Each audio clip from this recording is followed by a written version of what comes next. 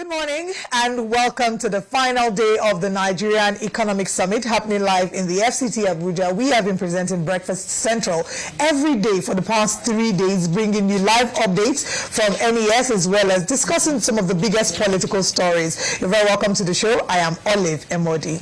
And yes, unfortunately, our time in the FCT comes to an end after the Nigerian Economic Summit closes today. But we've had a very, very interesting time, and of course, looking forward to be back in our Lagos studios tomorrow. But for today, we're going to be having discussions, centering on the activities from yesterday, the important discussions that happened yesterday, and things to pick up from there. I am Osaugi Ogbon. All right, we have with us in the studio Perpetua. Hello, Perpetua. How are you? Very well, thank you. Good morning to you. Good morning, Osaugi. Good to be here again with you. Good morning. Good to have you here as well. And I'm sure that you were very excited about yesterday's coverage. But before we go into the details of yesterday's coverage, we also have in our Lagos studio, we have Judith. Hello, Judith. A very good morning to you guys, and good morning to you, Olive. Good morning, Osa, and also good morning to Perpetua, Fasomi Peters. And of course, day 3, finally, the last day of what has been quite an event. The last 3 days has been very insightful and just sticking to the theme of collaborativeness when it comes to discussing the way forward in terms of our economic and state of the nation. Thank you very much, Judith, for holding it down. We certainly have missed being in Lagos, and we're sure that you have missed us so much. The rest of the team, we've been seeing all your tears and your cries in the group chat. Not to worry, Breakfast Central team will be back to Lagos to bring back all the sunshine and sunlight. Okay, let's come into the conversation as to what exactly happened yesterday at the Nigerian Economic Summit. There were panel sessions and speakers, and of course, Perpetua Fasomi Peter, who is our business lady, takes us through an insight of all that happened yesterday. Over to you, Perpetua. Right, absolutely. We had roundtables, we had CEO roundtables, we also had pocket of conversations here and there, but I was able to track 3 of them, and I think these 3 conversations that I tracked are quite instructive. The first one talks about, fiscal reforms for a more secure future, and that particular one had the Minister of Finance and the Coordinating Minister of the Economy. And so the conversation, as you would expect, it talked about, the reforms and how that these reforms are beginning to give the country a good face. He said these reforms have helped us in generating more revenue, and that this is good and all of that. So when he talked about that, he said some other things, and I was really happy that even some of the panelists had to also say things like, yes, we understand that, revenue generation has increased, but to what use has this revenue been put? Because that's also very important. If you're generating revenue at the expense of the private sector, at the expense of businesses, that's something to be questioned. And so he then talked about, we're talking about fiscal reform. So we're doing some fiscal reforms, whether it's the Economic Stabilization Bill, which of course has the ASAP recommendations, and the question is how many of those things have actually been implemented, because that's something we have to look at. And then he also talked about the withholding tax, how that's going to help businesses. And I actually spoke to a businesswoman yesterday, and she talked about the fact that they are really excited about that withholding tax because it means a lot for them. There are some deductions that are done from the level of their suppliers and all of that. So what it means is that someone even said that means about 100 million or so will no longer be deducted, from the supplier stage and all of that. And I think that's a good thing for business. But the question is, when is it starting? We're hearing that implementation is going to start January 2025, but businesses cannot wait because businesses are bleeding. We're seeing results of publicly quoted businesses, and it's not something you're proud of. It's not something you're happy about, especially when you look at the FMCGs. That's the fast moving consumer goods. Or you also want to look at telcos. They're also going through their own. And I think one thing is actually very instructive, and that's what we've been hearing from the World Bank, IMF, and all of that. And on Monday we heard what the representative of AJ Banga said, talking about how that this reform, it's the right thing to do at this point in time. And yesterday, we also had Ndiame Diop, that's the country director of World Bank, saying that these reforms are actually good because they have actually tracked Nigeria. What they see is that in terms of revenue generation, we've moved from the lowest, one of the lowest countries, about 7% to 10% over a short period. And he's saying that 3% movement over a short period is quite, it's commendable. However, we have people say, we understand that we're moving, we're having revenue. When you disaggregate this revenue we're talking about, what's it made up of? It's made up of Naira devaluation. So at the end of the day, when you say, oh, we're making maybe 10 trillion naira or 20 trillion naira, maybe some percentage more than what we made before. The question is, when you look at this particular 10 trillion naira, is it the same thing with 5 trillion naira last year? I mean, even just the value, you can tell that there's a huge difference. There's a huge difference. Even just yesterday, the Consumer Pricing Index was released by the Nigerian National Bureau of Statistics, and you will see that there's also been an inflation recorded. Yes, there was progress in the past 2 months, but we're seeing that factors like petrol, the increase in pump price of petrol obviously was going to affect the inflation. We're seeing that there's rising food costs. So all of these factors put together will then ensure that what you're saying, you know, what the naira was worth months before is not exactly what is worth now. And then the question would be, if these businesses, if SMEs being the backbone of the economy, have to still keep thriving, what measures, what approaches, and you know, are they going to need to adapt to be able to help them wave this, you know, to be able to help them not sink in this economy that we're currently experiencing. So I'm really glad that you've highlighted others. There have also been some behind-the-scene conversations that we've had away from the panel sessions that the Nigerian Economic Summit has presented. We as News Central team have been able to interview a number of these people. I've done interviews, Salgi has done some interviews, and you have done some interviews as well. But I'd like you to share, you know, which of the interviews or some of the things that stood out for you from the interviews that you did yesterday. Okay, interesting. I interviewed Emeka, that's the MD of Cadbury Mondelez, and then she was saying a lot of things about how that, well, they are also excited about the withholding tax, the new withholding tax regime, but they need clarity on certain things. They know that when it comes into full force, it's going to be good for them. That's one. And she highlighted how challenging it has been to be in business. I mean, she talked about how that just before this whole reform came to be, they started a particular product which was doing very well, and based on how well that product was doing, they invested massively, you know, imported equipment and all of those, because they wanted to go right in, only for the reforms to start, and they found out that, you know, I mean, consumers didn't have enough money anymore to, you know, and then she said that snacking isn't something that, I mean, snacking became maybe something for, maybe, you know, before you would want to snack and all of that, but now it's luxury now. Yeah, that was the word I was looking for. Snacking is more like luxury now, so you want to eat first. You don't even, I mean, for someone who hasn't eaten once or two times in a day, that person isn't thinking of snacking. So she said because of that, they had to pause. Now, listen, they have an investment, they have bought equipment, they have made some moves, but now they had to pause everything because they have seen that it's not working. And then she's also said something quite instructive. She said that the pricing, the sort of pricing, the change in pricing they have done in the past close to 2 years is much more than the pricing change they have done in 15 years. Now, if you've been in business for 15 years and all the pricing and all the change in price you've done so far is nothing compared to what you have done in 2 years, that's a lot. And she says this pricing is just a survival mechanism for them. It doesn't mean that they are making more money. And she said that, so because at the end of the day, volumes are, the volumes are collapsing. They don't have volumes anymore. Maybe a line that you probably sell maybe 1 million or 2 million products in a month, you're beginning to sell maybe 500,000 or 1 million. And if you bring it down from the larger scale, if you bring it down to small scale businesses, everyday consumables, there's a sachetization going on. Things that we used to buy in jars, bottles, people are now putting them in smaller sachets and selling so that people can actually afford them. Things got really bad that we heard that people could no longer buy tubers of yams. They had to start selling them in slices. So from sachet of water to sachet of certain other products, and you were talking about how people are really being driven into hunger. It is a challenge. It's someone that's eating that will talk of snacking. Reports have it that over 25 million people are experiencing food insecurity in Nigeria. So it's not really the best times for businesses, for individuals, it's just, which is why these conversations are important, so that we can find the best way to make the most of these challenges that we're experiencing. Absolutely. Yeah.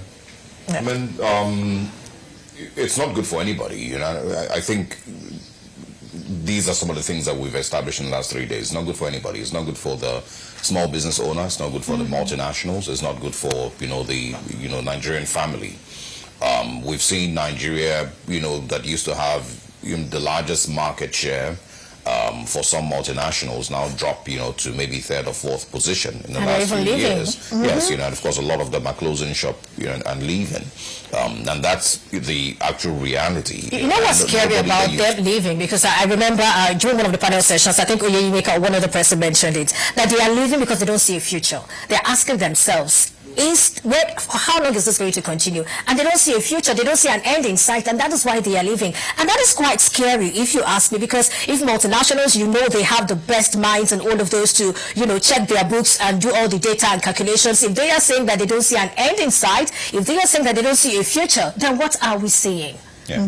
Well, and I mean, again, one of the things that was also pretty obvious was the questions that I saw a few people ask, away from the panels, which were, what's the use really of the Nigerian Economic Summit and these discussions? So of course the board of the summit and of course those who have put it together would always argue that they have made improvements, they've made changes, policy changes, which is true. Since 1993, there have been certain policy changes, but for me, I feel like this is also an avenue for a lot of people to express what their personal experiences are as multinationals and as small business owners, and of course as the average consumer in Nigeria, and of course x-ray the policies of the current Nigerian government, see what the realities would be in the next couple of years, and see if it is worth staying. Many people would of course second guess or think twice about investing in Nigeria today because of what the economic realities are for these people. So what we have from the government side, when we heard from Wale Edun yesterday, and of course the Vice President on Monday, what we have is a situation where it looks good on paper, where they keep promoting the fact that yes, we're making more money, we've earned more, but it looks good on paper, doesn't look good on ground. Yeah. The reality is is really, really bloody for a lot of people. So I mean, we've spoken in the past about customs, and how customs will continue to declare profits, and how much they've earned this year, so much. But it's not because they've changed their policies or improved on anything in general. It's really just devaluation of the naira and also increment in custom rates here and there that have taken a toll on the business owner and the multinationals who are bringing in goods into Nigeria. And I remember a couple of days ago I also saw someone say that it doesn't matter to him if customs let them increase their prices and their rates 100%. What he's going to do is put that on the consumer, and so he doesn't suffer as a businessman. So I mean, it's not looking good. I mean, it's not looking good, because if that's what you have just described happened, which is what actually happens, the consumer then suffers it, and then the consumer is working, in some cases they're working in organizations where they're still earning the same salary because the employers of labor are spending more to run the business, so they can't get an increment in salary, and their salary has automatically lost the weight that it typically should have had. It's not the best of times, but we will keep talking about how individuals and businesses can thrive in these times and make the best of the situation that we find ourselves, which is why these conversations are happening here at the Nigerian Economic Summit. We're going to break. When we come back, there are more conversations happening this morning on Breakfast Central.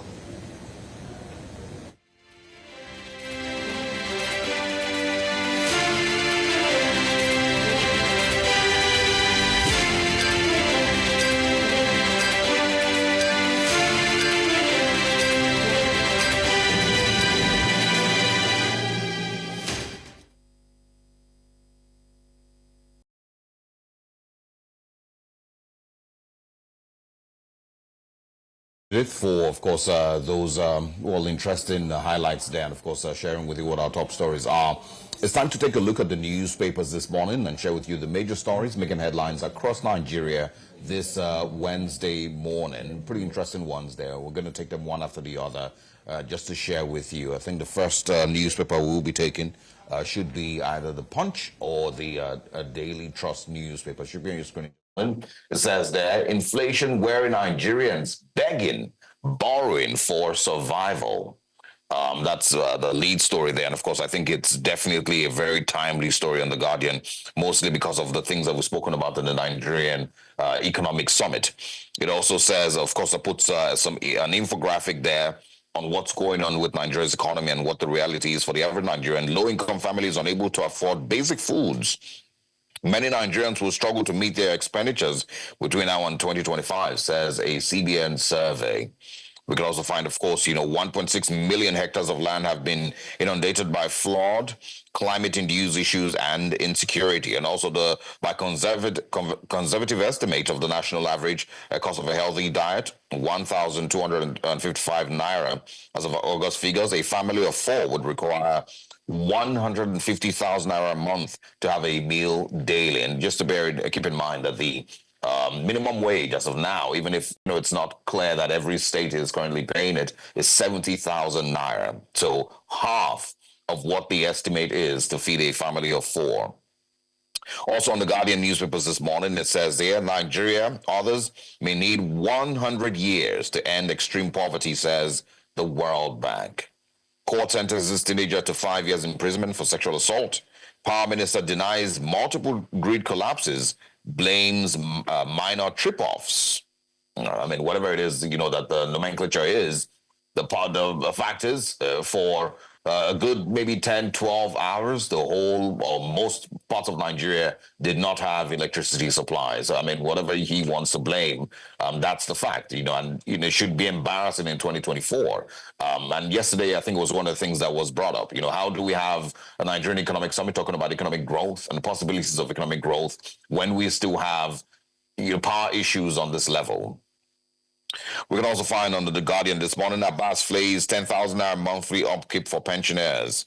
And of course, the Lagos Red Line launched by the Lagos State Governor Babajide Sanwo-Olu. Those are the major stories on the Guardian newspapers. All right, now let's move to the Punch newspaper. The big story, marketers plan petrol imports to bridge shortfall. Dangote not producing enough to meet domestic demands currently, dealers claim. Ipman loads NNPCL PMS. High petrol price pushes inflation to 32.7% according to a report. Oyon Dam, anxiety grips Ogun community over fresh flooding. We also have Naira among worst performing currencies according to World Bank. That's not even good at all. At the top of the paper, we have PDP crisis, Damagum gets reprieve, leads Ondo campaign. We also have beside that, government hires SANs for Lagos Calabar Highway suit. Federal government plans cash transfer for 20 million poor Nigerians. And that's, we can see the picture there of Wale Edun. And final story here says, fresh crisis hits rivers as pro-Fubara and Wike lawmakers clash. And again, we're back to where we started. Let's move on to our final paper, the Daily Trust newspaper. On the Daily Trust this morning, the PDP is in focus. It says the PDP crisis. Damagum may step down next week. Aggrieved members told to withdraw court cases. Governors ask factional leader to vacate office, lift suspensions. We can also find here the Naira plunges to 1,700 Naira, the parallel market. And of course, once again, it's not looking good. NNPC Group seeks Governor Yusuf's independence from Kwankwaso.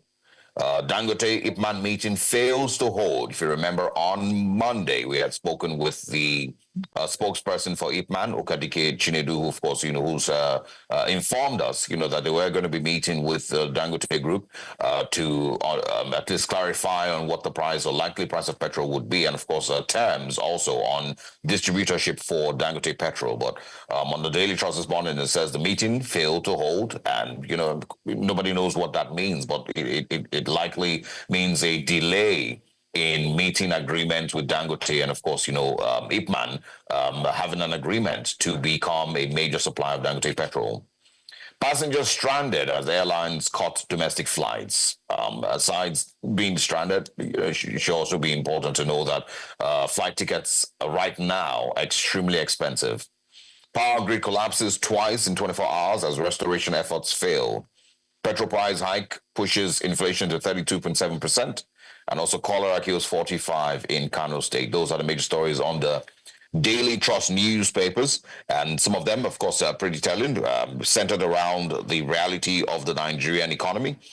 As the Naira plunges to 1,700 Naira, it is expected that it would also affect the price of petrol, according to what the analysis is from petrol experts, or energy experts rather. It's also expected that it would lead to further inflation, across the country. So, and these are concerns, that every single Nigerian, has. Business owners, multinationals, producers, importers, everyone has similar concerns about the Naira continuing to plunge with regards to its value to the dollar. The Dangote Ipman meeting also is a very important story there, as more Nigerians are waiting for a breath of fresh air and some relief with the price of petrol. Ipman, if you remember, also promised, the spokesperson of Ipman promised that they will sell petrol lower than what the NNPC is currently selling, with the NNPC pushing their prices up to just about 1,000 naira per litre, 1,030 in some places, 1,060 in some places, 1,040 exactly. They promised that they're going to be selling lower than the NNPC, and so the meeting failing to hold, basically points to a further delay in these conversations that need to be had in order to enable Ipman, to then carry petrol from the Dangote refineries. I think those are the big ones, or the major ones on the daily trust, that should be pointed out. And of course, crisis in the PDP as well. The continued conversations as to what's going on with the PDP. If you remember, on Monday, Otumba Segun Shomi was here and shared his thoughts. All right. For me, I would say the Guardian newspaper, the big story on the Guardian newspaper. Now, just to mention, October 16th is World Food Day. That is today. So in celebration of World Food Day, Guardian has put out a number of, they always give statistics. And it's very interesting here to see that by the conservative estimate of the national average cost of a healthy diet of 1,255 naira per meal, this is as of August. These are August figures. A family of four would require 150,000 naira a month to have a meal daily. It's not saying 3 meals, it's not saying 4 meals. 50% of fresh agricultural produce in Nigeria is lost during the post-harvest stage. 1.6 million hectares of land have been inundated by flood, climate-induced issues, and insecurity. Many Nigerians will struggle to meet their expenditures between now and 2025, according to a CBN survey. And finally, low-income families unable to afford basic foods. All of this under the headline, inflation-weary Nigerians begging and borrowing for survival. And this just paints a picture of what the current realities are for Nigerians. While some people may not be experiencing this, some people are sheltered. At the end of the day, everyone is affected. They're just affected in different capacities, right? But it paints a picture of what the average Nigerians are, experiencing, with inflation. It paints a picture of what the average Nigerians are experiencing in terms of how bad things have gotten. Imagine a family needing 150,000 naira. Imagine a family needing 150,000 naira to survive. How many families can boast of earning even up to 50,000 naira a month in a country where we only just increased the minimum wage to 70,000? And it's not everybody is paying 70,000 naira. I mean, you don't even need to look very far to see the extent of poverty and hunger. Just look outside your window, look at the streets, and look at the number of young children that have turned into begging on the streets. It's not just in Lagos, in the FCT. I took a walk last night, and I saw the extent to which it has gotten. So it's a pretty obvious reality of where the Nigerian economy is, and I'm even tired of repeating it. How obvious it is. I think what we must keep in mind now is Nigerian government going to be able to do, and the claims that we must endure this temporary pain, will that be comforting enough for the average Nigerian? For many Nigerians, what our experience has been for decades has been that once prices go up, they never come down. Right. So the idea that, it's just going to be tough for a little bit, things are going to be expensive for a little bit, but they will soon come down. A lot of people don't believe that. We've almost never seen the price of goods, the price of food, the price of services go up in Nigeria, and then a couple of months later they drop. So it's not convincing. Nobody can be convinced that this will be different. Another thing to point out: the 50%, the story in the Guardian that says 50% of fresh agricultural products in Nigeria are lost during the post-harvest stage. It's another reminder that, I think other people have repeatedly, asked, what is new with the Nigerian Minister of Agriculture? What new policies, what new investments in infrastructure, agricultural infrastructure are being made, from security in the farms to road infrastructure to transport these food produce to storage facilities? What is new? Aside loans to farmers, aside fertilizers to farmers, what is new? And for me, I always say this, that if we want to see something new, then we should see different policies. We should see new policies. We should see a different way of doing things, not just promises. Right. You know, if you don't see a completely different way of handling or investing in agriculture, investing in education, a redirection of our investment in education, a redirection of our investments in security, we're joking. So if we claim that things will be different, we're joking. I mean, these are very important questions to be asked. The Honorable Minister of Agriculture will be here today at the Nigerian Economic Summit, and we're hoping that we can have the opportunity to have these questions answered. But yes, you are right in terms of how things, it's a dire picture that is being painted, you know, the reality of what is, you know, and the impact of all of these, you know, climate change and all these other factors, the impact it has on every key player on the agricultural value chain, and what that will mean, you know, is something to look at. I'm hoping that we can highlight these conversations. But again, beyond highlighting the conversations, start to see practicality of the policies that will be implemented, of the suggestions. And we can't write away the role of technology in ensuring that we are able to handle a lot of these challenges, technology and power. The minister has denied the constant, quote unquote,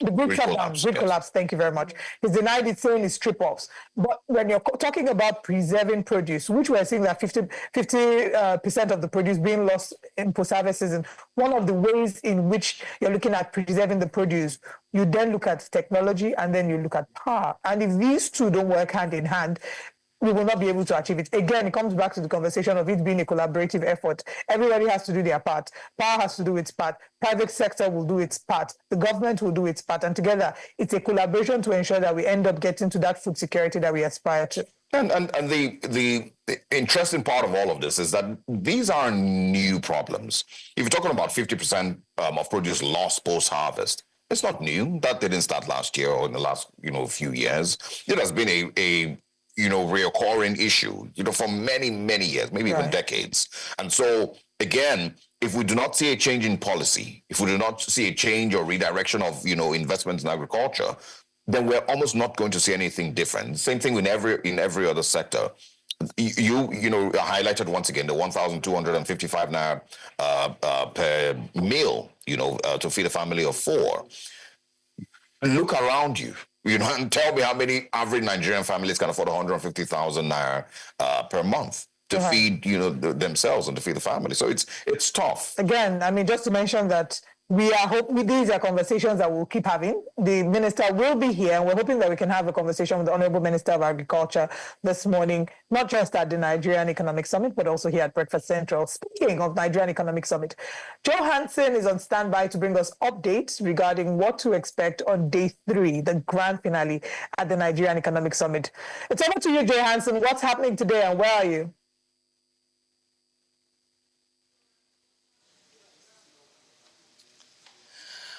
Well, it's the final day, like you said, the grand finale, the one in which I would like to tag as the last dance for 2024 at the Nigerian Economic Summit.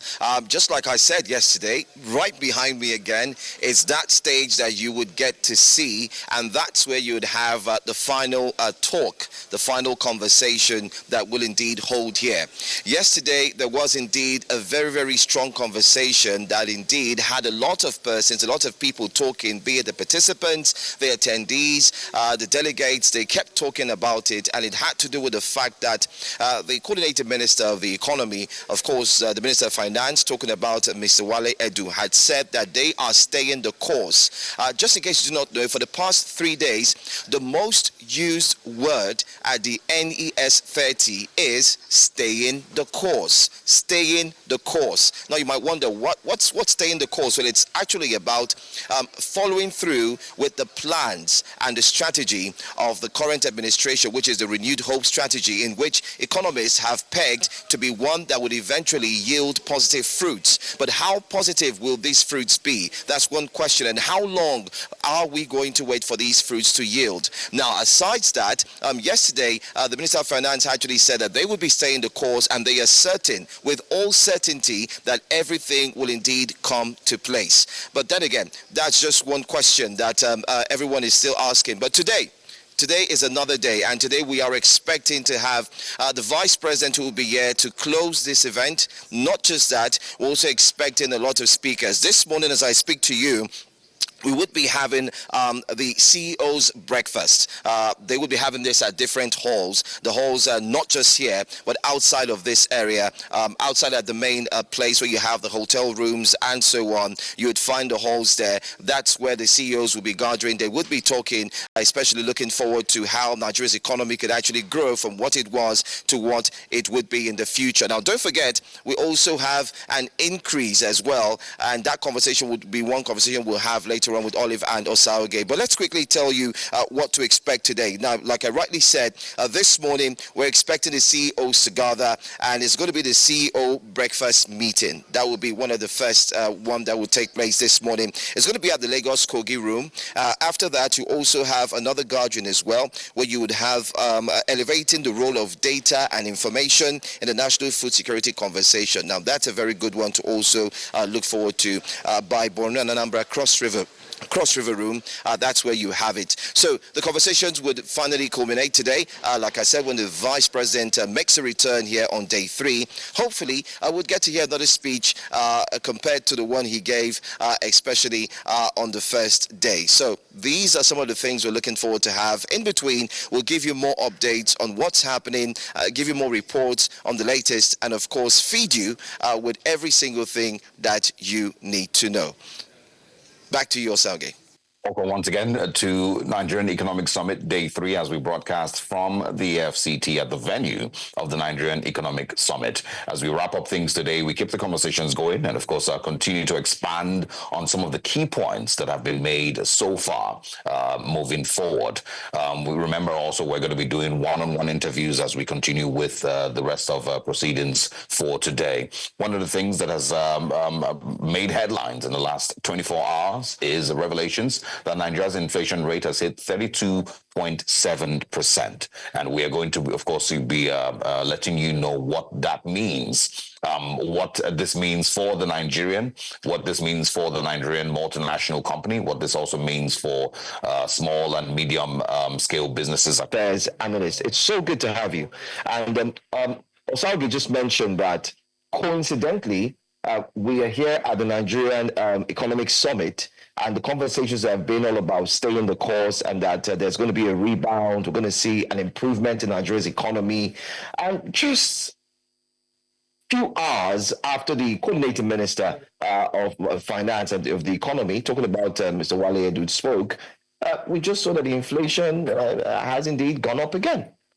What do you make of the current inflation rise going back and forth? What's your take on that? You see, it's a very interesting morning being with you this morning. First and foremost, I must be sincere with you. I'm a realist when it comes to leadership issues. So I don't compromise it, because all we are saying today is all about leadership. What does it take to deliver to the people when the people give you their trust and mandate through the electoral process? This is democracy. There is a payback period. In every investment, you have a return for it. It can be political investment because the people have invested heavily in democracy. They are expecting some good returns, just like any multinational or any national invest business. Let me tell you about the inflation in Nigeria from the National Bureau of Statistics. By July this year, said the inflation got down by 25%. From July, August, September, we have a different statistic telling you 32.7% inflation. So within the 3 months, what are responsible for this inflation? Then, this is question number 1. Number 2, what are all the institutions responsible for what? For economic indices, understand now, are doing to cushion the effect of inflation? What is the central government doing as far as regulating indices affecting inflation in Nigeria? So You are talking about policy. I will not look at policy. I will look at leadership. If the leadership at every point of these institutions are responsible, are sensitive to these indices, I'm telling you, issues will have been addressed by now. But this is the 30th Economic Summit in Nigeria. What is the essence of history? The essence of history is to tell you about the past. You know where you are today, so that tomorrow you should be guided. Then if the past 29 Economic Summit of this country have not given us a clear clue of where we are today, then today virtually will tell you we are not going to get it right to tell us where we are going to be tomorrow. So now we'll be asking for another raft economically. So logically, let me tell you, in Nigeria, when inflation still gets high, they didn't come down. It has effects on our political economy and social economy. It has effects on our education sector. It has effect on our foreign policy, because all the international institutions, global institutions, take some key indices from what? Economic policy and how they rate you within and outside the country for them to place you in the community of nations. And that is how you are going to be respected, the value of your currency. So now, if you look at it, I'm a student of international development. Let me to get it right. Any nation, to be where the developed nations, for them to be where they are today, the first thing you must secure is food security. After the number one security, life and property, and you secure the integrity, the sovereignty of your nation, the territorial integrity. The next thing is food security. Let me be real with you. If 85% of Nigerian population could have access to what? To 2 square meals, they make me honestly, this inflation will not be there. They can go to 101. No take off 111. No. Because we are pure African, we practice pure African tradition. I have been in Paris where in France where you have just a meal for 2 hours, 3 hours. Understand me? So let me tell you, I have been in UK where you have breakfast, lunch, dinner, and supper all together. But here we are not talking of this arrangement. You understand? We're talking of dinner, breakfast, lunch, then you have supper, then lunch. You understand? No. We are saying just give us breakfast and what? And the food going to bed. So this is. I'm coming to a question. I'm not running away from it. Yeah. The key issue responsible for this inflation today in Nigeria is the oil sector. Because this is the core central engine room that indicates your financial economic strength. And it has a chain effect on all the industries. Agriculture, power energy sector, the power sector, transportation, the health, the education, everything. So now, we woke up last 3 days, they have increased the fuel pumping price from 977 naira to 103 naira. The pump price today in Abuja, after I'm talking to you, is 1,120 naira. Then now, tell me, the ordinary trader, marketer, how will they be able to transport their product from the farm to the market before it gets to the end user or the final consumers?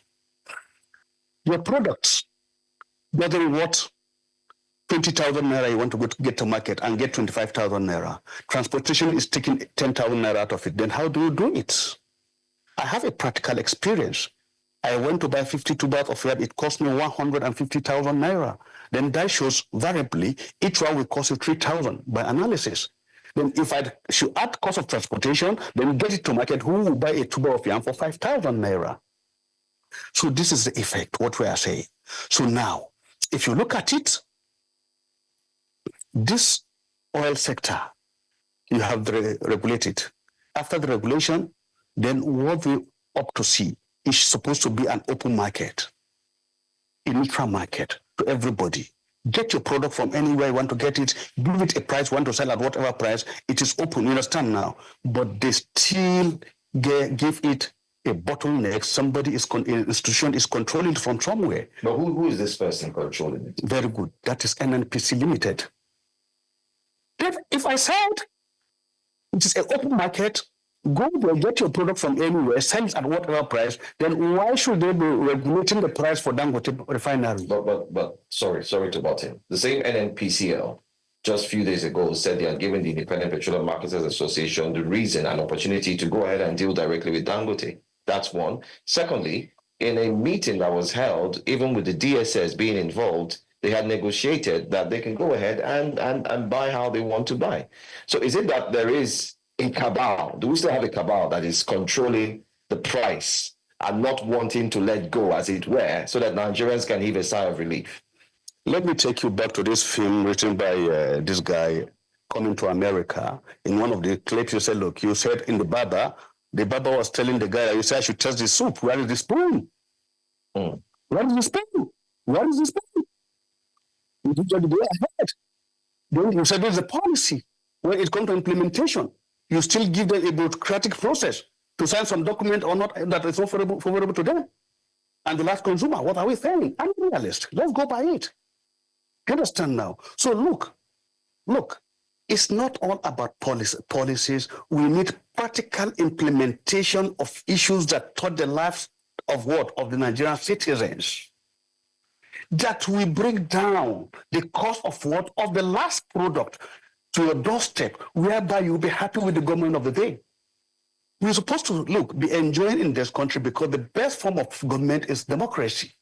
And this is 25 years into democracy. Democracy look at what? At every indices and give responsibility, give tax to individual. Every institution will report back with the best outcome result that will be implemented, that you have a show to show in the community of nations that, look, today we are practicing democracy. What are we saying? We have the best expert across the world from Nigeria. Today, as I speak with you, what is wrong with our central bank? What is the central bank doing about our micro and macro economic indices in this country? We have the national planning for budget, for economic and budget planning. What is that institution doing? We have the Federal Ministry of Finance. What is their budget? What are they looking at before putting budget in place? We have the Federal Ministry of Agriculture. What are their reform plans for this country with the coming of Mr. Bola Ahmed Tinubu for president? What are the policy redress? What are the new, innovatives you are bringing in as a new government? You understand? Even though it is an APC government, you have some new ideas, input that you are bringing. What are you rebranding? What is the new test you are bringing into the system? The minister was here on Monday. Atiku Bagudu was here on Monday. Wale Odun was here yesterday. The vice president was here on Monday as well.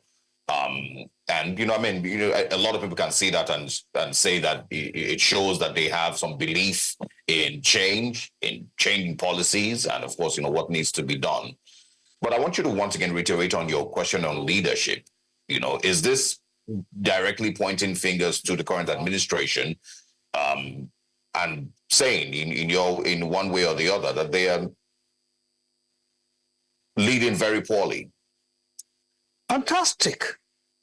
Look, let me tell you, the best leader is he who is able to influence his followers. It's all about influence and progressive influence. What you have today in the international scene, you see the main actor and the main character in the international scene for the past 30 years or last 50 years is a USA, because they know how to mobilize and influence their followers, the other nations. What do you really want with all these institutions you have in place? What do you want to achieve? I will ask you one question. Ask Mr. President, Mr. Bola Ahmed Tinubu, what is your plan strategically when it comes to economic reform? What is your political ideology? What is your focus politically with APC? What are the new things are you bringing as a leader? And what are your leadership traits? And what do you want us to remember you with as legacy when you leave the show of, the villa, presidential villa? These are questions you need to ask. And number two, and as a leader, let him look at those around him.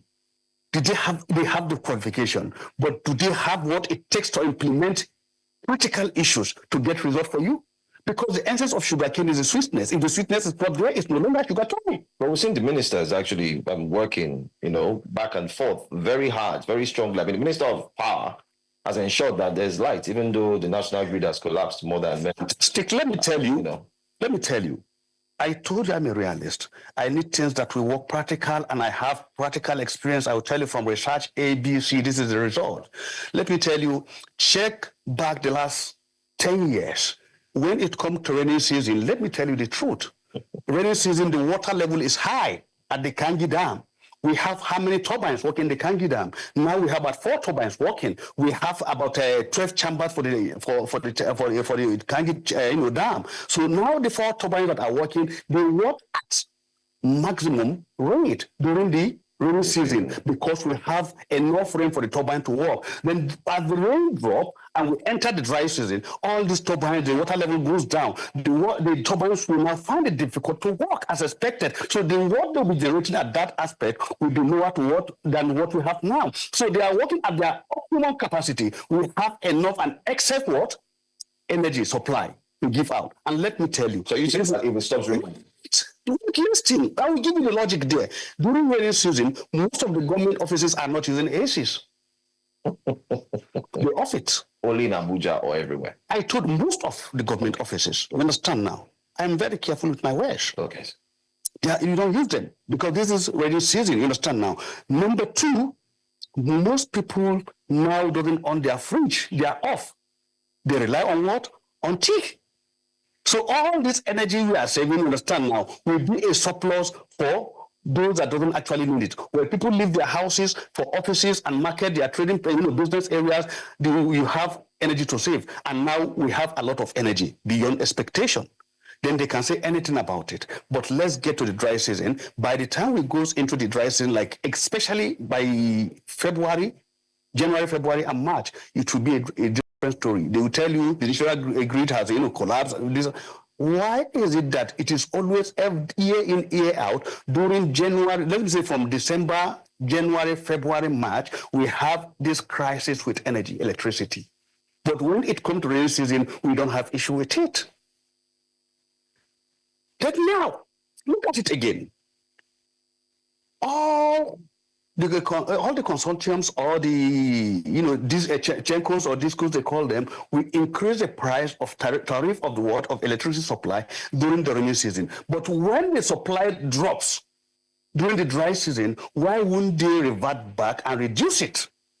I mean, I did mention this earlier, that when things go up in Nigeria, it's very difficult for them to come down. This is what I'm telling you about leader. All this things is about leadership. We are not doing real, you understand now? We are trying to hide a lot of issues from ourselves, you understand, and to the international scene. It is better. It is better you expect, you tell the people the reality on ground, you understand, so that you have practical engagement with your problems and you know how to solve them. So let me ask. The narrative is difficult decisions need to be made in order for us to birth a more prosperous Nigeria and a better economy in the near future.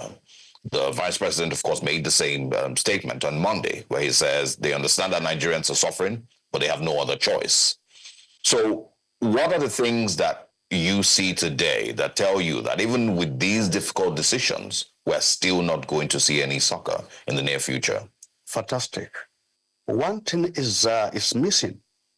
I said, let the government actors be communicating with the grassroots. When you need their mandate, you went to the town hall, to all the local governments, you understand, now you engage them, discuss with them, give them all sorts of promises. Then now you are there. They gave you their mandate.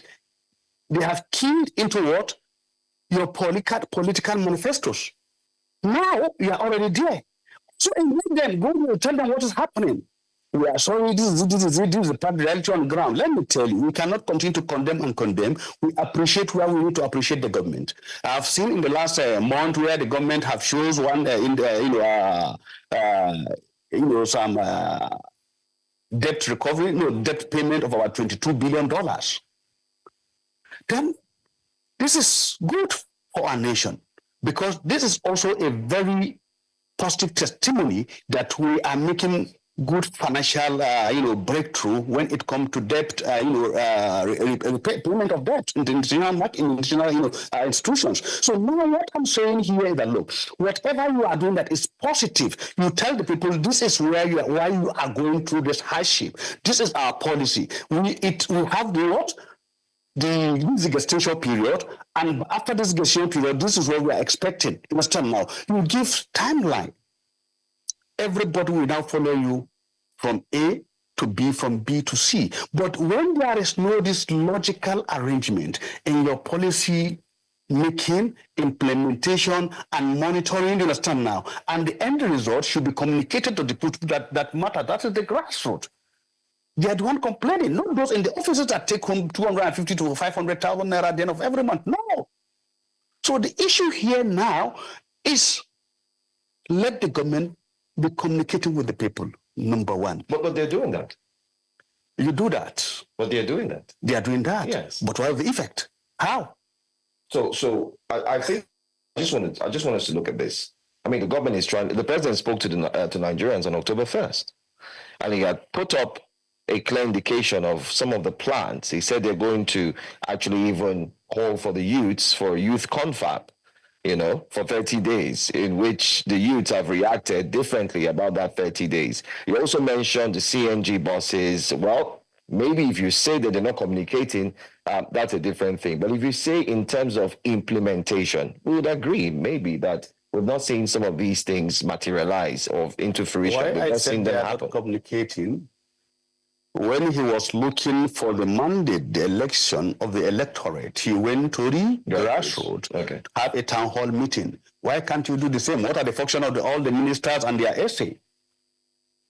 Tell me, a minister can have more than 10 essays. He's allowed. What are they supposed to be doing? All these essays are supposed to go there and speak to these people. Have a synergy with the local government, speak to the people, have the market women, in the administration, the traders, you understand now, speak to them and get that feedback through your report, the minister, use it as a practical document, you understand now, to see what is your next line of action. The issue with communicating is not failure to utilize communication channels. It is having convincing arguments. I think the challenge here is that the current government may not have convincing arguments to the average Nigerian, partly because the government's policies don't seem to mirror that. The government's body language as well don't seem to convey the same message. So it's difficult to communicate when your policies and your body language are telling a totally different story. You can communicate as much as you want, but what the Nigerian people are seeing from the government's actions, the government's policies, and the government's body language don't carry the same message. That's the challenge, really. I want you to also speak on the time frame that was set. The vice president of the World Bank here on Monday, said that Nigerians will have to wait, 10, 15 years on today's current trajectory to be able to see the benefits of the current policy changes and, of course, the current economic direction that the current administration is. Let me tell you, Mr. Osaji, that 15 years is a mirage. It's not real. If Nigeria really knows what they are doing, why will I wait for IMF and the World Bank to tell me what to do when I'm here with my citizens? Where have you collect money from? No? That's what I'm telling you. What is the money used for? I've mentioned the issue of central bank. The same story we have today. In the 30th Economic Summit, we have Soludo saying it, we have Sanusi saying it, we have Mayfield saying it, and this guy is saying it. The same thing Okonjo-Iweala said, the West Namdi said, you understand now. What are we saying? Where are we? So are you saying that it's just plain repetition?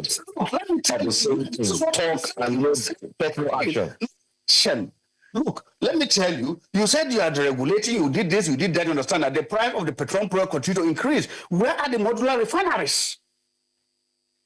But what are we doing? You continue to mention the issue of what? Of energy sector, oil sector, Since the last, you see, let me tell you, the issue here is, look, let me tell you, we are not being sincere with ourselves. I don't want to get there whereby the citizen will lose confidence in the government because the government still have some kind of trust in the citizens.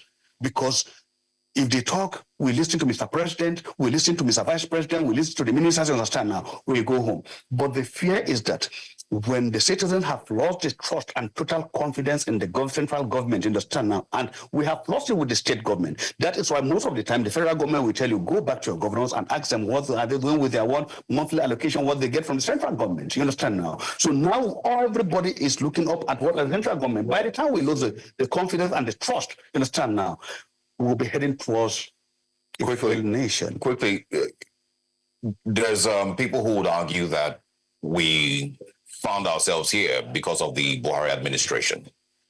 In 2014, Nigeria's economy was about 540 or 574 billion dollars. In the last 9 years, we've dipped to barely, slightly above 250 billion dollars. And it, a lot of people would argue that is because of the damage the Buhari administration did to Nigeria. And so it's not logical to expect the Tinubu administration to suddenly flip things around. So do you hold, or do you, have the same feelings towards the Buhari administration? I have turned tall against the Buhari administration from A to Z because I have never seen anything positive about it. It's a government of deceit. It cajoled the people into what? Into voting the guy into to power, and at the end of the day, he betrayed every sector of the nation, every individual. So what are we saying? What did we get out of his 8 years administration? You understand now? He promised to rebound about the energy sector, to improve the agricultural sector. Everything goes down below 25% before he left there. He sold our crude oil off-road and got the money, and what is the money used for? So I discussed this issue with a sister media agency last week. That look, Mr. President Bola Ahmed Tinubu, looking at his international relation connections, his personal development since all over the years, his political might within the power, nation and internationally, and you look at his passing as in the financial sector. I expect him to have had some critical question about the past, some issues about the past. And does it bother you, finally, last question, because we're out of time, and we also look forward to have this conversation again, but does it bother you that there seems not to have been any form of accountability? Anybody has been called to the books so far in this administration? We thought, just like every other Nigerian, had thought that there would be a call for accountability where people would actually face the law, especially with monies that have been spent and nothing had been done. Does it bother you as well that it's like we're towing the same line currently? Nobody's been, we're looking for white lion, we're doing that, so nothing is happening. Let me tell you, that's why I told you I'm a realist, you understand now. If we have a different ball game change here, the story will not be like this. Abba Kyari is the MD, Group Managing Director of NNPC through Buhari period. What is he looking there? What is the changes? What are the changes we are seeing? You understand now? Let me tell you, the issue here, we have some old guys that have helped Buhari administration go down the drain, you understand now, without any proper record and any accountability, and they are still there working with Mr. President today. So where is the reform? Where is the changes? Let me tell you, the best form of reform is for you to bring people that are dynamic and reasoning, in thinking, you understand now, that you can equate their frequency of reasoning, and you make sure that their neurosis is working as expected without any damage. Now we equate it with what? Artificial intelligence, it gives you maximum report that these people are functioning as a normal, complete human being above 75%. You understand now? Let me tell you, that is why whenever you engage Nigerians, after breaking down every analysis with all their presentation in the Committee of Nations, they still go back to laugh at us. Because they know we are not realistic. We are good in presentation, in giving papers and making promises, you understand now. We can speak good English and presentation than the English people themselves. But let me tell you, what do we have on ground to show? We have below 25%. So let me tell you finally, there was one minister during President Olusegun Obasanjo. He was then the Minister of Communication. This guy was not doing fine.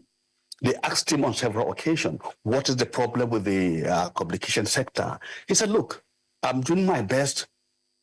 This is my best. I cannot do more than what I'm doing. Let me ask him, if your best is below average, why can't you pack your things and go?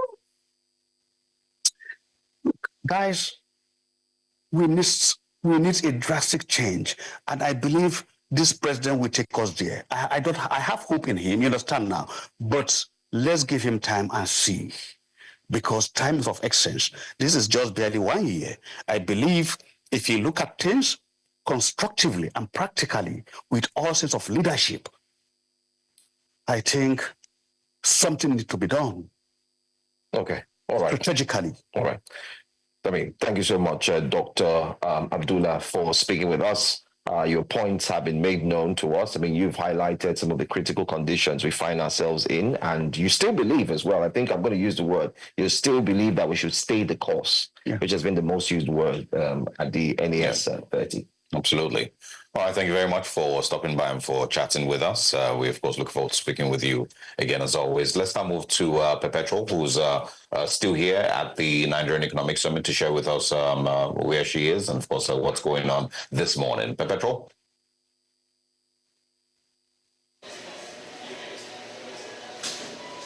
All right, thank you so much, Osauge, for that. Well, this morning we're having a couple of CEO meetings. That's CEO breakfast meetings. And I'll just tell us some of the ones we're having this morning going on concurrently, or you can say simultaneously. We have the sustainable financing for energy and infrastructure in Nigeria.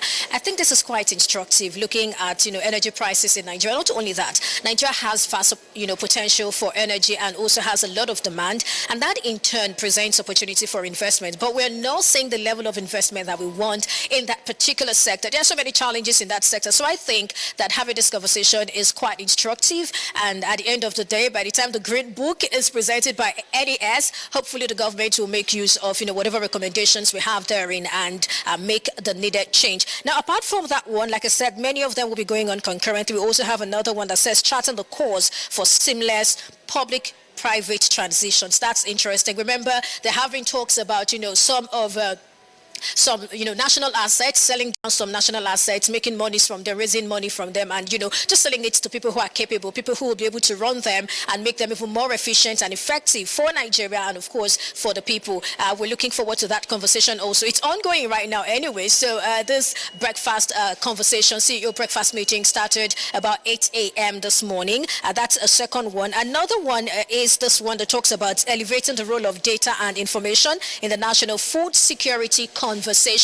And when you look at the lineup for today, you'll find out that 3 other conversations today are based on tackling hunger, based on, food security. And I think it's also a very important one looking at Nigeria today. We're seeing how food inflation is contributing to headline inflation, and that is really a big deal. So if we're having conversations around this, it's very important. And so also while the federal government, is having its reforms, and these reforms are having, direct impact on businesses and even individuals, it's important that we fix some of the things. And, the federal government or the government keeps talking about how it has been able to increase revenue as a result of, the reforms, whether it's the harmonization of exchange rate or subsidy removal, which is also questionable. You and I will agree, how it's been able to raise more revenue as a result of that. But that is not sustainable. That is not enough, because even if you look at capital importation, a lot of that is foreign portfolio investment, and that in itself is not, sustainable. And so we need, attention to be paid, especially to the non-oil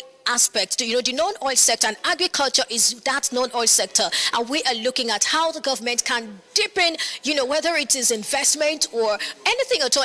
What's important is that, we want food production to be better. And for that to happen, we also need to tackle insecurity, because we know how insecurity is also contributing to the food insecurity we're having in Nigeria. So I'm excited about that conversation. Again, the title of that conversation is Elevating the Role of Data and Information in the National Food Security Conversation. There have been, data flying around about the amount of, the percentage of food that has been wasted even before it gets, to the table and all of those. That's something we need to, aggregate, look at all of those data, clean the data up and then work on it. It's not enough to say, we're having 50% of food getting bad from farm before it gets to the final destination. No, it's not enough to just say that. So what does this data mean to government? What is government going to do as a result of this data? Those are the expectations, and we need this data to be trustworthy. We need to be able to trust this data. I will be expecting NBS and some other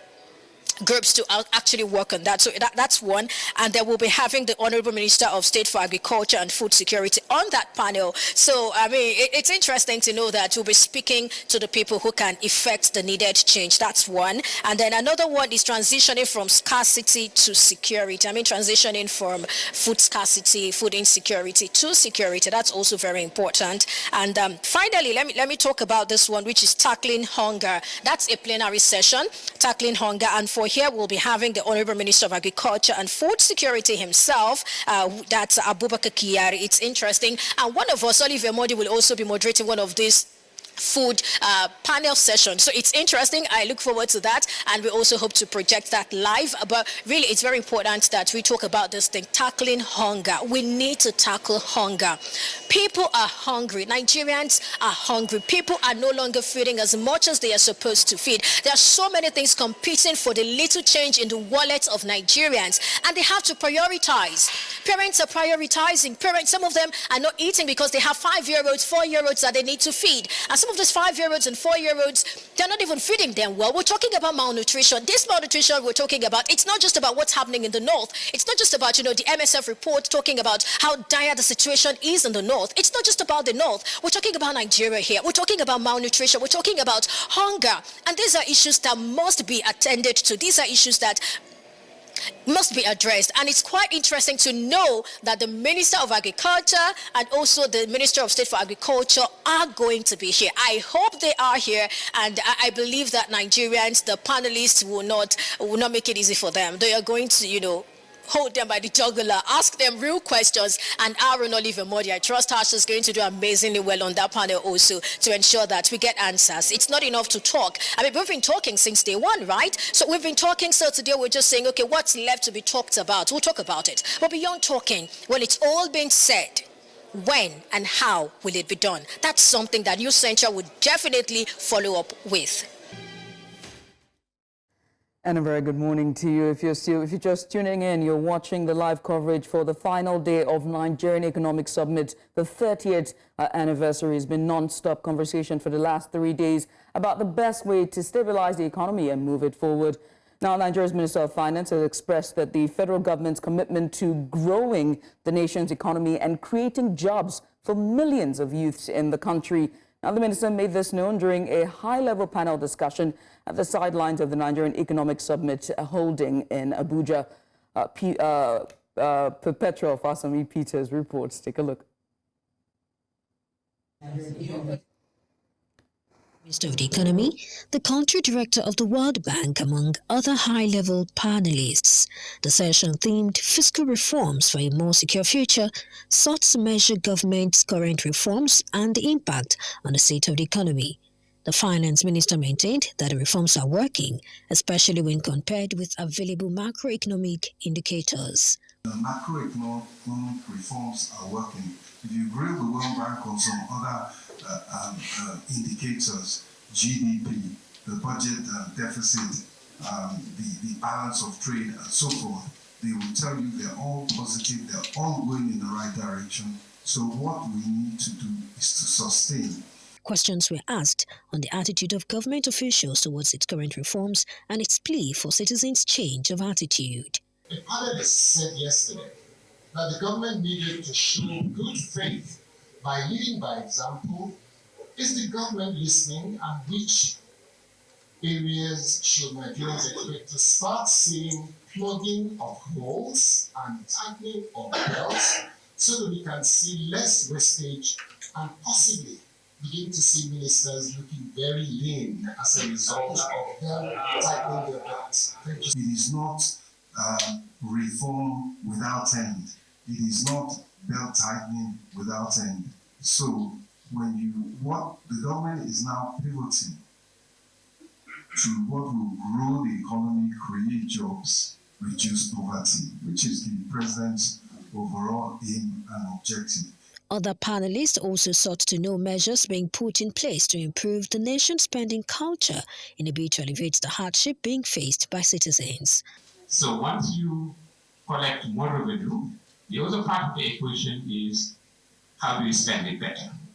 And how do you spend it to address those needs of the population? And I think that's why also it's quite important to focus on the expenditure side. In terms of the social programs, I think it is the NEL Fund, the Nigerian Education Loan Fund. They publish exactly what they are doing. And I think same with the Consumer Credit Corps. And for the Social Investment Program direct transfers, we are preparing the kind of dashboard that will tell people exactly what has been given to whom and when. The minister further expressed confidence that citizens will soon begin to feel the effect of government's reforms. In Abuja for News Central, I am Perpetua Fasami-Peter. Many thanks to Perpetua Fasami-Peters there for that report. We'll patch you back now to Abuja, where the Nigerian Economic Summit is holding. The final day continues. It's back to Osa and Olive. Or rather, Osa and Joe. It's fine. It's okay.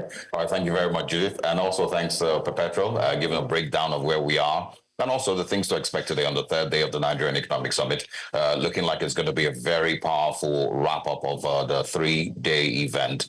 We are joined this morning to continue conversations, but now moving into a different direction. And of course, the one that concerns young Nigerians, with millions and millions of them directly affected by current Nigerian economic realities. We're joined this morning by Ifunaya Nduka, who, of course, is sharing with us this morning concerning young Nigerians. Welcome. Thanks for joining us. Thank you so much for having me. All right.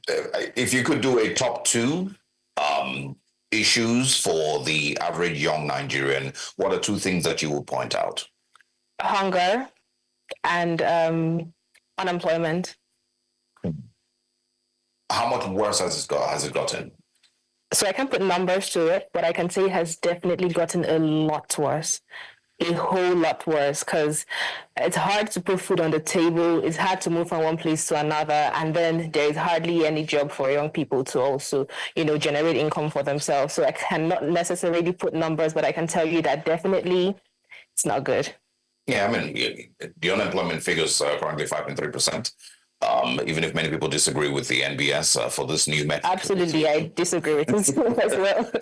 So you would argue that it's a lot worse? Yes, it is a lot worse. It's absolutely. Do you see, because, we repeatedly have arguments as to whether young Nigerians should be patient or not. The current administration repeatedly says the same thing. There's almost nothing new that they say aside the temporary pains, be patient, things will get better. Nigeria needs to do these surgical procedures on our economy. Why isn't that convincing enough for the average young Nigerian? Because so we've moved from this particular government the last 8 years before a new person came in, still with the political party, and it's the same thing that has been said, right? Assuming the new government was coming in and saying something like, things are going to be hard when we come in. We're going to have to manage XYZ thing for XYZ number of years. That would have made more sense. But it came in with a lot of promises, renewed hope. And then we're hearing, be patient, be patient. That is not what we want to hear, because that was not the, precedence that they gave us when they were coming. So it's hard to say it's hard to ask people to continue being patient, right, when you didn't come with that story when you were vying for the office of president. So people hardly want to listen to be patient, because the people in occupying certain public offices it doesn't even seem like they understand our plight, because we can see incredible absurd amount of money that they are enjoying for allowance, and then they're asking us to be patient. I mean, if you're asking us to be patient, can we at least see you, do certain things that make us understand that you understand our plight, and we can actually be patient, that you're cutting down certain costs on your own end that will also impact the general economy? Because when you see some figures, some numbers from the House of Reps, the National Assembly, it's just very annoying. All right. But, I mean, you're the COO for Ready to Lead Africa, and there are conversations around what Nigeria's predicament simply is. It's about leadership. What can you talk or say about leadership process, especially here in Nigeria, when it comes to those who are decision makers, especially for a nation that we have about 200 and something million of Nigerians? Okay. When you say leadership process, can you? I mean, the leaders, do you think, what do you think about them? What do you think they're doing? What do you think they're not doing right? What do you think the problem really is? Okay, so I think a primary problem is implementation. So they are very interesting policies. They are very interesting things that are on paper, but then when it comes to implementation, it's a problem. And we could come for 1,000,001 meetings, summits, conferences, youth conference, like the president said, we're going to have one, confab. And it seems like you come, you point out things, you say things, but then they won't go back and implement what you have said. So that makes it seem like your voice is not being heard at the end of the day. So the leadership process in Nigeria, I don't think is empathetic, because the leaders it doesn't seem like they understand actually what people are going through. For example, here in Abuja, somebody stays in somewhere like Buhari, and the person has to go to work at central area, and you're spending about 2,000 naira just to get to work in the morning. And if you're staying in Buhari, you're probably staying there because house of rent is quite cheaper, right? And then it doesn't make any sense, because if you're unable to afford certain things, staying in the city center, you're going to stay in somewhere that, a more rural area that you'll be able to get cheaper livelihood and source of living, then you have to come to work every day spending so much. So I'm thinking, how is maybe a sales girl in some case in central area able to afford 4,000 naira transportation every day, going to work and coming back? So the leadership process is very unempathetic. That is one. I also don't think they hear us. It seems like we can just keep speaking, and they hear, but they don't listen. So, there's a difference between hearing and so they can hear you, of course, but they are not listening, and they are also not communicating effectively. So that is a problem as well. So I think largely the leadership process in Nigeria is quite, unempathetic. Do you expect more Nigerians to tap into the Japa syndrome? Okay. Or better still, are you thinking of Japa into? Genuinely, no. Because I really love Nigeria. I think for the longest time, I've been one of those people that have this hope in Nigeria. And, I think a lot of us had hope in Nigeria before the last presidential general elections, and then somehow the hope kind of settled down and died down because of, everything that happened. But I still somehow have hope in Nigeria, and that's why I do the work that I do as well. So part of our work is also educating young people on the importance of, being involved in the democratic process and governance process of the country. And that is because I genuinely believe in the potential that we have as a people, and in the potential that we have, in the country. Another thing that also made me not consider Japa is the great food that we have here. So I do not want to Japa. Personally, of course, I think it's important for people to go out there, gain, multiple diverse experiences, learn different cultures. But I think there is just something about home. I do not think a lot of people want to Japa, but then when push comes to shove, right, it almost seems like that's just the best option. I saw a tweet, I think a few days ago, where someone was saying, she regrets staying back because of her business. She had an opportunity to leave the country, but then she lets it slip away from her hands because she had a business that she was saying, I need to take care of this. And now all the policies, all the change in things have really incredibly affected her business. And now she's even regretting that decision. The business that she was trying to protect while staying here has crumbled in her hands, and she's unable to leave. So it's like she's stuck. And comments on that tweet, a lot of people agreed with that. They regret not leaving the country. So it's hard. We want to stay back, but can we actually just enjoy staying back? Can it be safe? Can we, get some revenue from the work that we're doing? Do we have to work 5 jobs to just leave? Because an average person is not just doing one thing. I personally am not doing one thing. I do not know anybody that is doing one thing. You have to do multiple things. My dad looks at me and he's confused that I have to do so many things to just, keep by, because that's not his reality before now. Yeah, but that's not peculiar to Nigeria. In many parts of the world, you also see people having multiple income streams because economies across the world, in many places it might be, also struggling.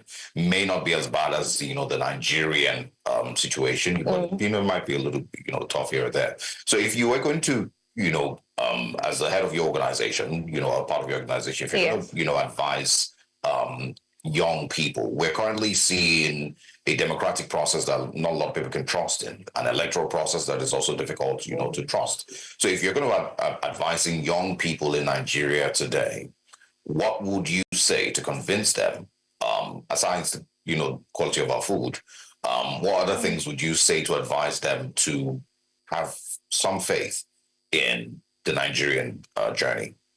That's a very interesting question. Do I want to even advise young people to have more faith in the journey? Because we've been saying the same thing for a very long time. We've been giving the same recommendations. We've been saying the same thing. In fact, after the last general elections, because of what happened with IRF, a lot of people were really disappointed with civil society organizations like ours, because we went out on the street, we told people, look, this is different, come out, your vote will actually really count. And then we saw that the court said that IRF is, insignificant in the court of law, and that was very disheartening for a lot of people. So it's hard to actually tell people to stay back. And again, because of how things can just change almost immediately. So it really is hard to convince people to stay back. It's hard to convince people to stay. I don't think food is even enough to convince people to stay back in the country. It's almost like if you have whatever way you see to leave to save your head and save your family as well, and then come back. But I think from where I stand, if I were to say advice to young people, I'll absolutely say that the country is ours. We should stay and fix our country. We shouldn't leave it for the older people who have, they probably have tried their best, and now their time is over. So it's our turn to make things right. And something that we should also pay attention to as young people is value orientation. We should be intentional about reshaping our culture, our mind, trying to, understand that there are certain things that shouldn't be, as young people. So I think that's what I'm saying. Finally, just to touch on this, the president in his October 1st speech called for 30 days youth confab. Just calling on youth, said everybody come together. Just like a father will call on his children, and a nighttime folklore storytelling. Say, you know what, I'm going to tell you a story of the past and so on, but I want us to come together. Come and tell me what your problem is. What do you think about that? 30 days. Are you going to be there? So the president said he's going to consult certain youth organization leaders to, recommend people to be in the room. So look, you're ready to lead Africa. As a CEO, I'm sure, ready to take that challenge up, right? Well, of course, if we're invited, because I do not know the people he will consult, and I don't know if that conversation has already started happening, because I haven't heard anything on it after the October 1st speech that the president gave. So absolutely, if we're invited, 100%, we will be there as ready to lead Africa. And do you think 30 days is, setting up a confab for 30 days would work, would change things? It could change things. So that is the problem, right? So we have great policies, like I said earlier, but then the implementation. So we could come have opinions, share what burdens our hearts, but then the president will hear, people will be taking down notes, we'll see a report on it, but are we going to see it being implemented?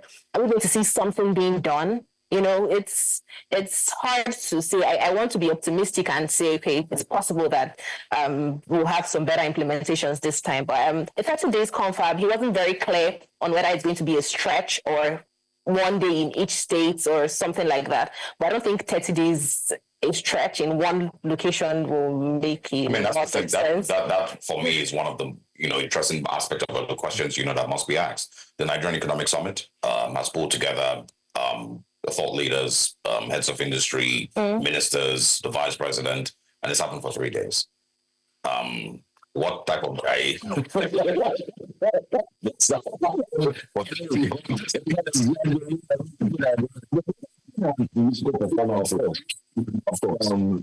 always to calm the nerves,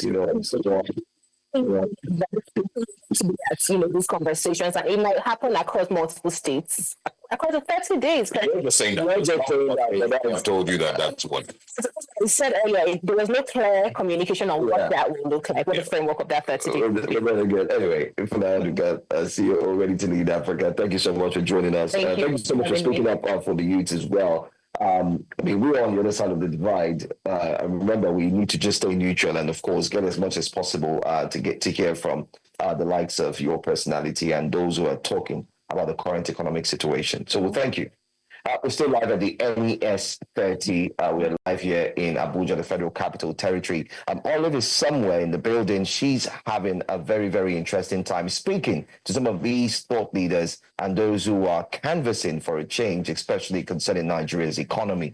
But we'll go on a quick break. Don't forget, when we come back, we have more. Today's the final day. We'll tell you how we'll look forward to sign out. Stay with us.